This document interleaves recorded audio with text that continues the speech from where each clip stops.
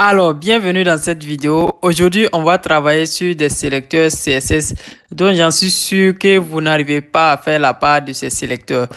Donc, pour ça, j'ai un div ici à l'intérieur duquel j'ai déclaré un paragraphe en premier lieu et à côté de ce paragraphe qui a comme frère une balise span et à l'intérieur de ce span, j'ai déclaré un autre paragraphe. Et pour le premier, je sélectionne tous les paragraphes. Ça veut dire tous les enfants qui sont à l'intérieur d'un div. Tous les enfants P qui sont à l'intérieur d'un div, peu importe les degrés. Div ST. Et je vais donner tout simplement une couleur à ce texte. Je mets brown. Donc ici, j'enregistre comme ça.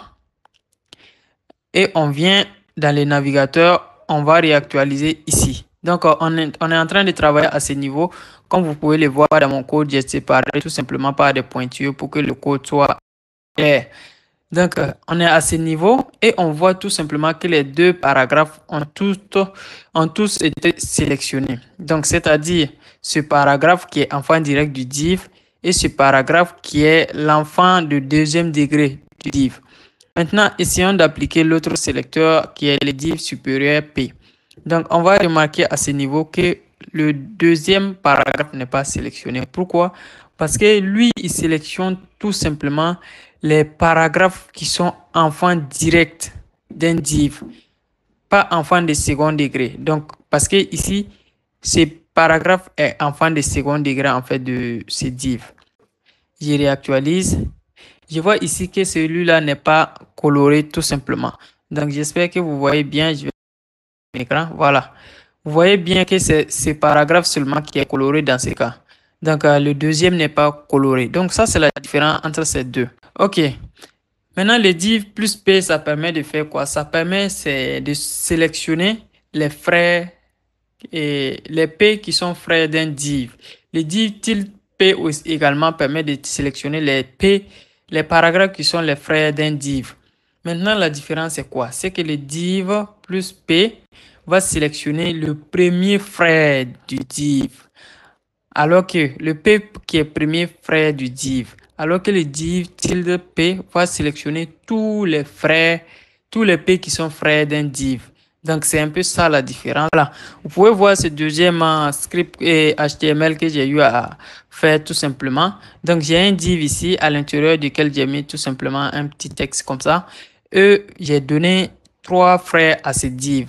Donc, voici le premier frère qui est le frère direct de ce div. Maintenant, les autres frères sont, et c'est comme deuxième frère, troisième frère. Donc, on va essayer de faire ici premièrement le premier sélecteur. Donc, ce sera le div plus P.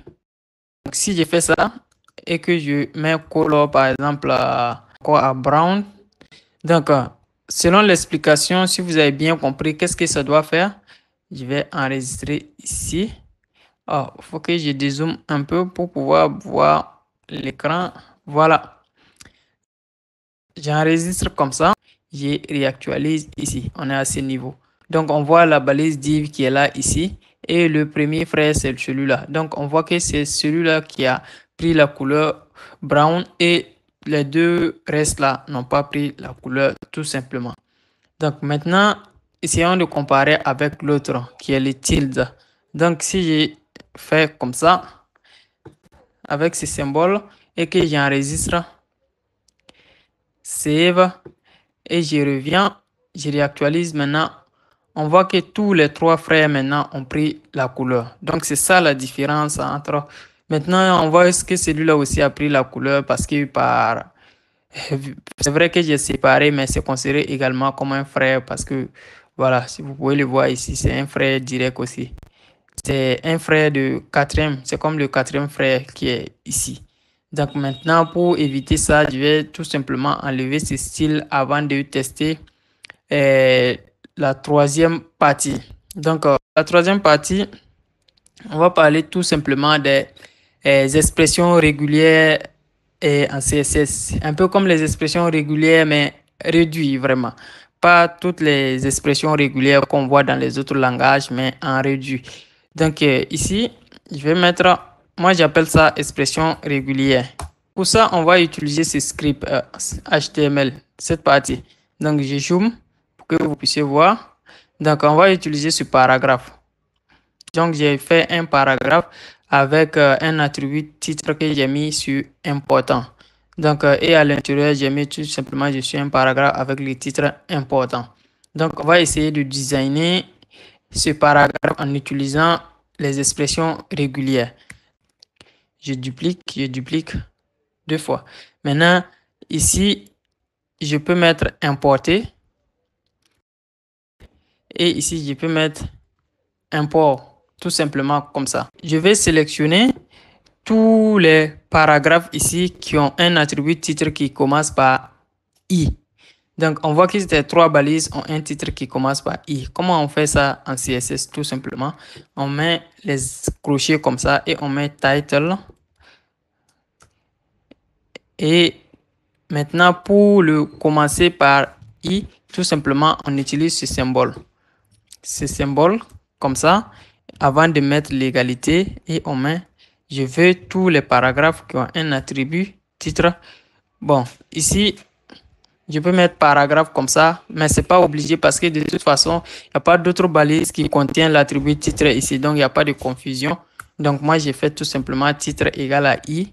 Et ici, je vais mettre color à brown tout simplement comme on l'a fait pour les autres. Donc si j'enregistre ça, je viens,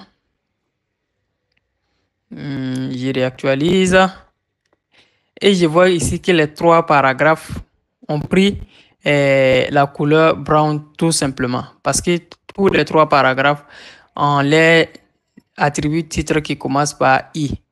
Maintenant, essayons de voir pour sélectionner tous les paragraphes maintenant qui ont un attribut titre maintenant qui se termine par exemple, si je vais par T, voilà, qui se termine par T, on va remplacer le circonflexe par $.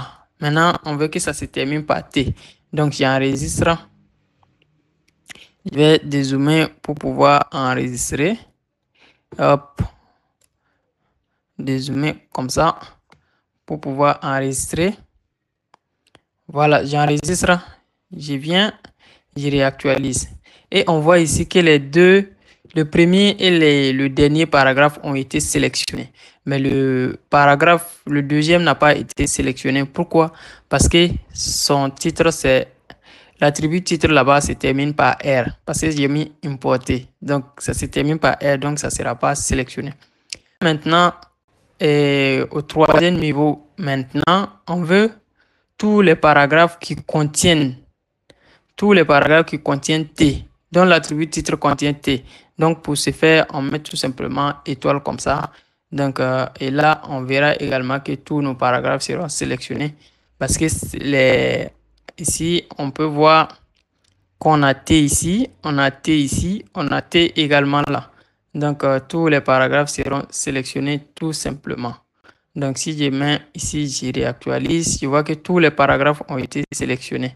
Maintenant, si on veut faire la part, on peut mettre ici qui contient temps. Temps, comme ça. Là, on voit que celui-là contient temps, mais les deux autres ne contiennent pas de temps. Donc, on va voir ici que ce sera le premier paragraphe seulement qui sera sélectionné. Donc, si je viens, je réactualise ici et je vois que c'est le premier paragraphe seulement qui est sélectionné tout simplement. C'est un peu tout pour cette vidéo. Si vous l'avez apprécié, n'hésitez pas à vous abonner à ma chaîne et à laisser un j'aime à cette vidéo et à regarder les autres vidéos qui sont aussi intéressantes que celle-ci. Donc merci et à très bientôt.